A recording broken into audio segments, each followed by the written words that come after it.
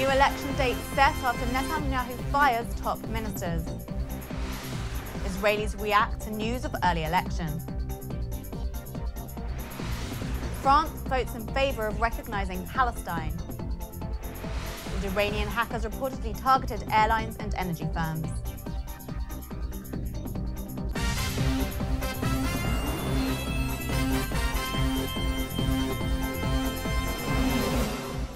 Shalom and welcome to the Jerusalem Post News.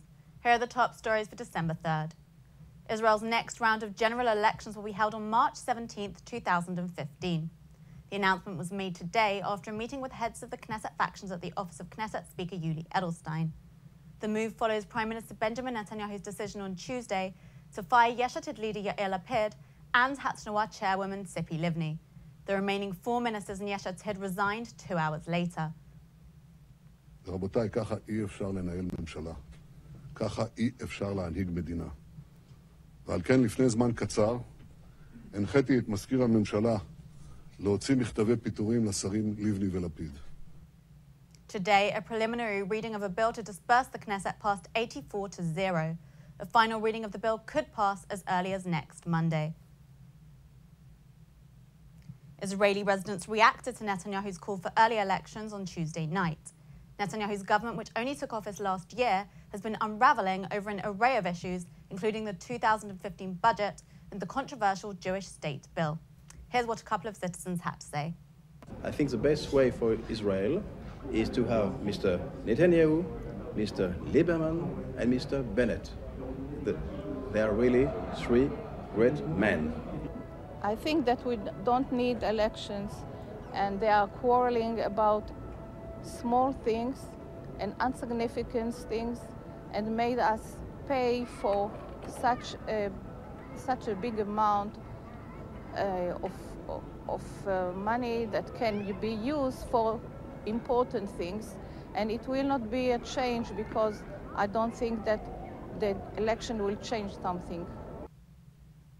French lawmakers backed recognition of a Palestinian state yesterday in a symbolic motion which will not immediately affect France's diplomatic stance. It does, however, demonstrate growing European impatience with a stalled peace process. While most developing countries recognize Palestine as a state, most Western European countries don't, supporting the Israeli and US position that an independent Palestinian state should emerge from direct negotiations. The vote in France's National Assembly followed similar non-binding resolutions that recently passed the British and Spanish parliaments and the Irish Senate. The resolution in France passed by a vote of 339 to 151. The proponent of this resolution argued that the resolution will create a shock which might bring the 2 parties at the negotiating table again. I am convinced of the exact contrary. It will radicalize those in Israel who don't want to hear about a Palestinian state, and it will radicalize those in Palestine who continue to deny the right to exist to Israel. It shows that there is a need to recognize Palestine. This is still the job of the president in France, but he will have to take into record this vote, and also because there is an absolute need to make things move on, because today everything is blocked.